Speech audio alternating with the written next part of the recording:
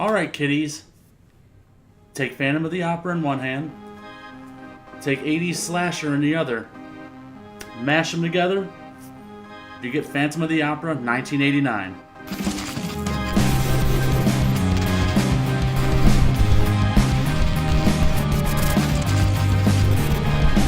Hello, everybody. Welcome back to Dead Jester Circus. I know it's been a minute, but life kind of got in the way.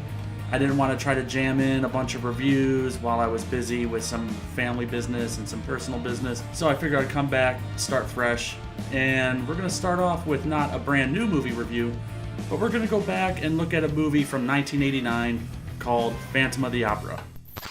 The movie opens up on a quote that pretty much spoils the next 90 minutes of your viewing pleasure. And wait, is this Jaws? Or is this The Lost Boys? Did I fuck something up here? Huh. Well, it's just an odd choice of shots to begin your Victorian-era horror movie. So after some stock aerial footage of New York City taken by a drunk pilot, we are introduced to young aspiring stage actress Christine Day, played by Jill Schoelen. Yes, you heard that right, Christine Day, not Daye. Why the switch from French to American? No fucking clue, but get used to it because this movie does that a lot.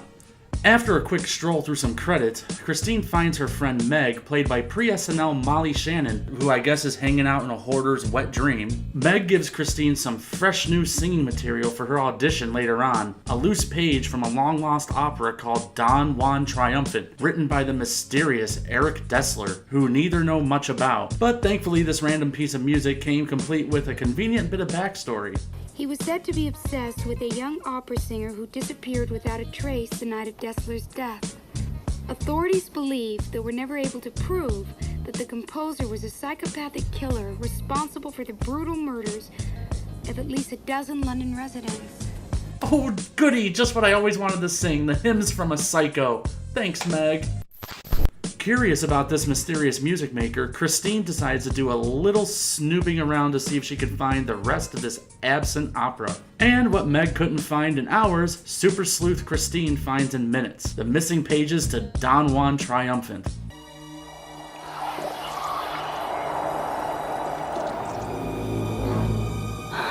See? That's what happens when you buy your music paper from Spirit Halloween. One shitty audition later, Christine takes the stage to sing her new hit single, when some stage rigging comes loose and smacks that bitch harder in the face than Ray Rice. Oh no, now she's gonna take us back to the past, through a time warp that sucks ass. Yeah, this movie's doing that old bullshit of reliving past lives through a coma dream nonsense. When Christine wakes up, she's magically been transported back to 1885.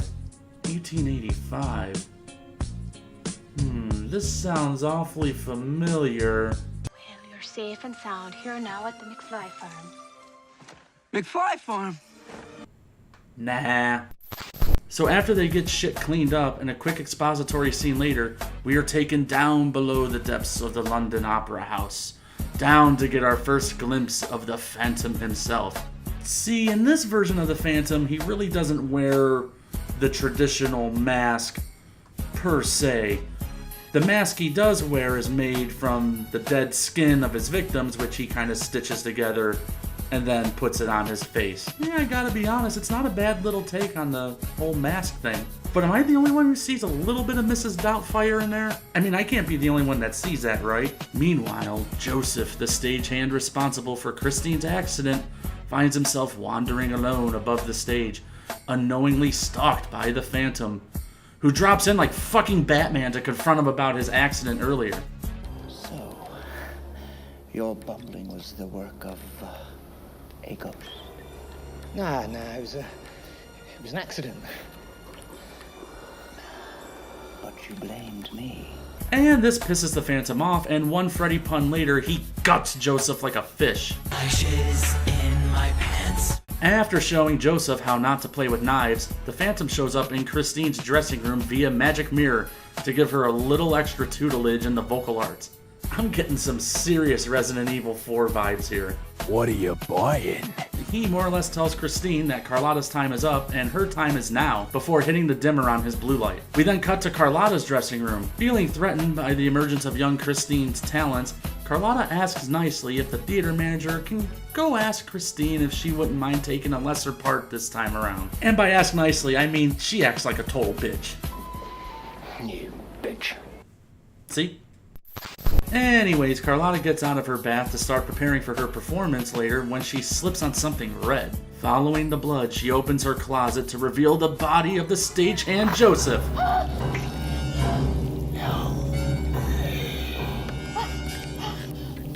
You know, I love the way he just waited that whole time to cry for help in the typical horror movie cliche fashion.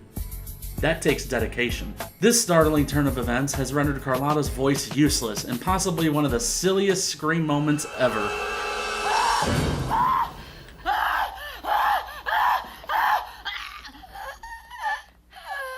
Holy Christ, is she chewing the scenery. Following that is a brief throwaway scene that does absolutely nothing except introduce us to Christine's love interest, Raoul. Did I say Raoul? I meant Richard.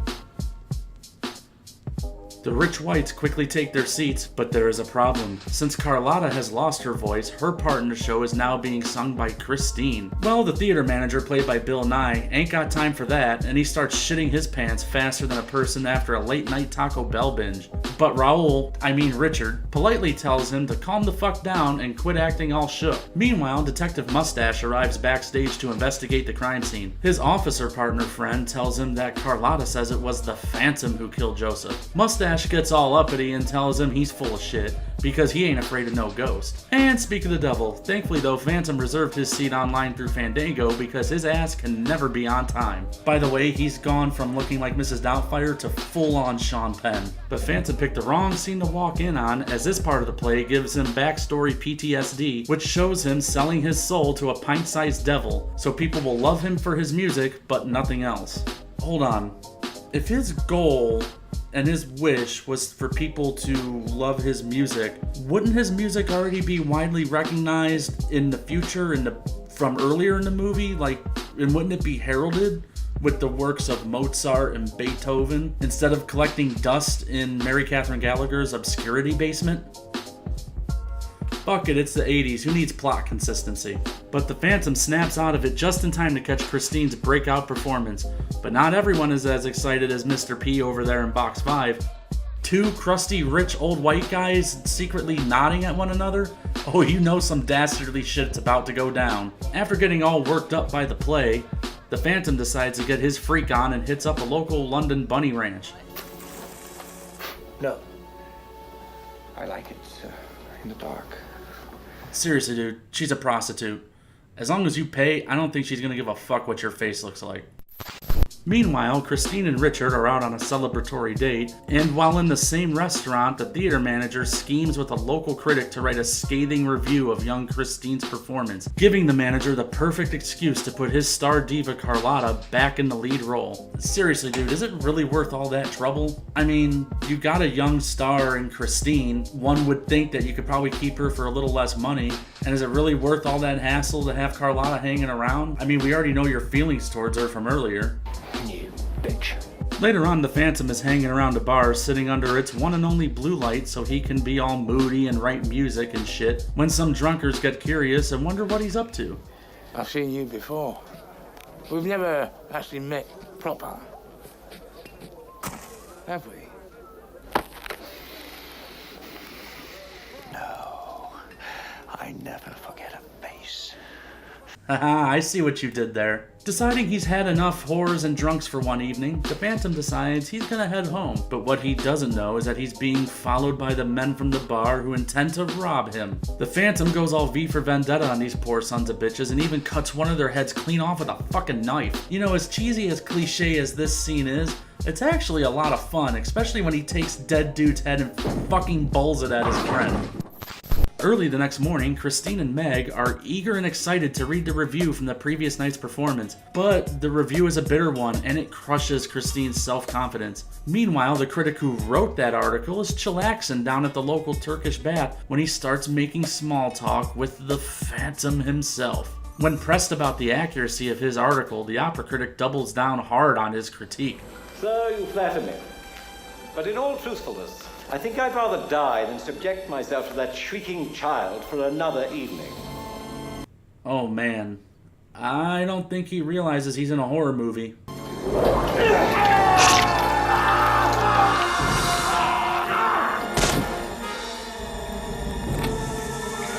Yep, that's what you get. Christine, now distraught and depressed, decides to seek solace in the one place that could cheer anyone up, a fucking graveyard. And while at her father's grave, asking what she needs to do next, the Phantom arrives, playing his violin like he's Charlie fucking Daniels. Richard, shows up and tries to console Christine, but Christine is too busy being all emotional and irrational and climbs into the Phantom's crypt whip, and the two ride off into a transition fade. Now the Phantom is really geeked out to show Christine his man cave, and before he can get this two-person party poppin', Christine asks to hear the sick new beats he's been writing. Slightly embarrassed, he tries to dissuade her with some top 40 suggestions, but Christine is all about that indie shit. Christine starts to drop a vocal track over his music when Fanty gets all emotional and asks how she knew the words to his music.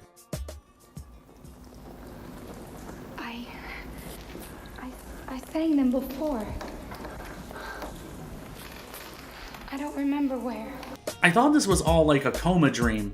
Are you telling me she was actually really transported back in time? Or her future memories are colliding and mixing with her past life memories? What the fuck?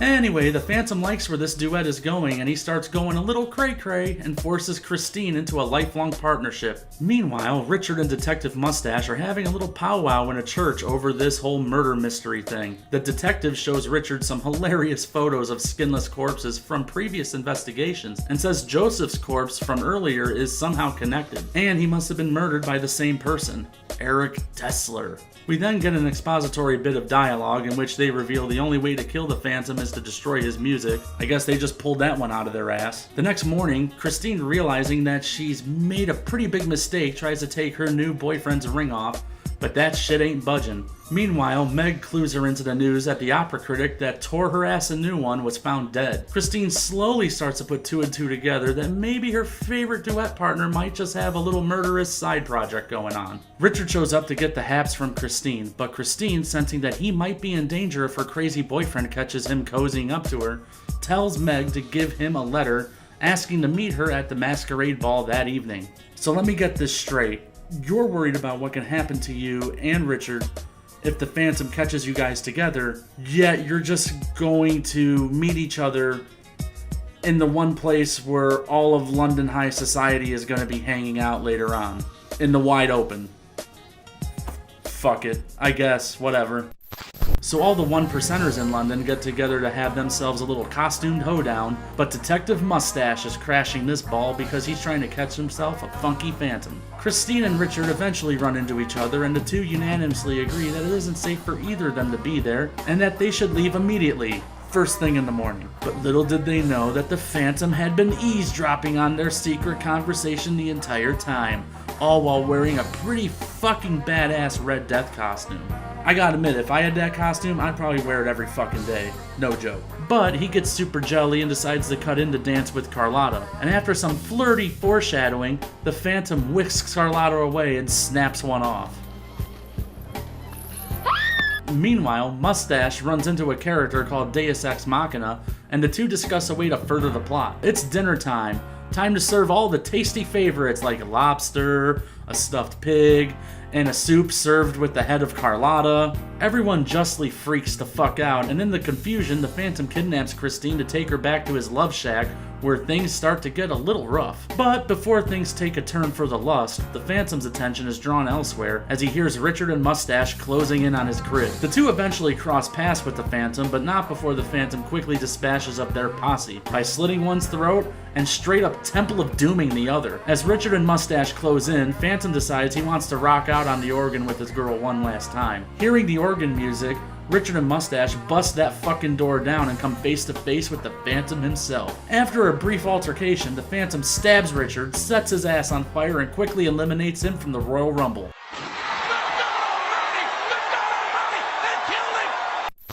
Christine, finally fed up with the Phantom's shit, starts wrecking shop. The Phantom tries to get Christine to go all Duran Duran and dance into the fire with him, but he forgot that Mustache wasn't eliminated from the rumble, and the detective shoots the Phantom, giving Christine enough time to go all slow-mo-y and push a candelabra into a mirror, which then magically transports her back into present day. Because why the fuck not at this point? When she comes to, she's being tended by her friend and casting director when a familiar face arrives to help. Oh look, it's the Phantom.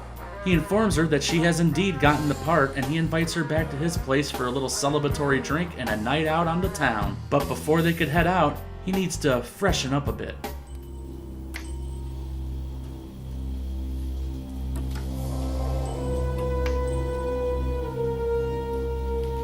Oh boy, didn't see that one coming.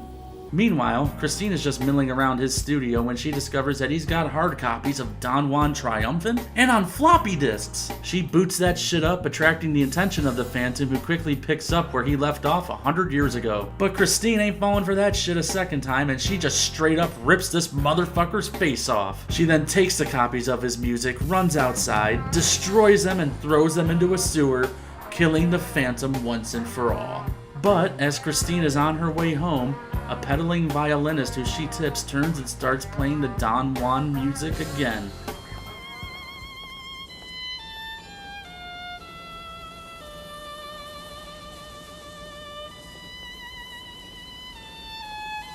Is it the Phantom? Who the fuck knows? But Christine walks off and the movie comes to an end. And that, ladies and gentlemen, is the 1989 version of Phantom of the Opera. And it's okay.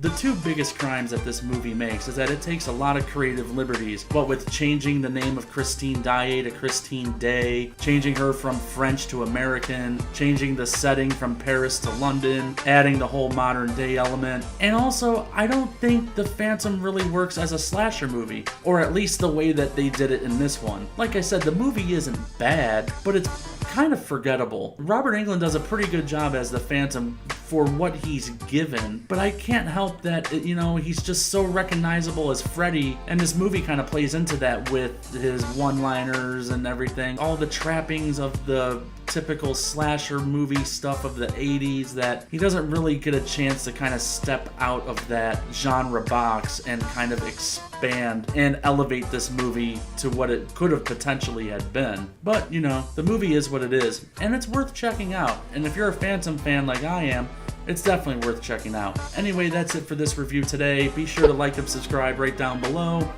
and I will see you later. Adios, everybody.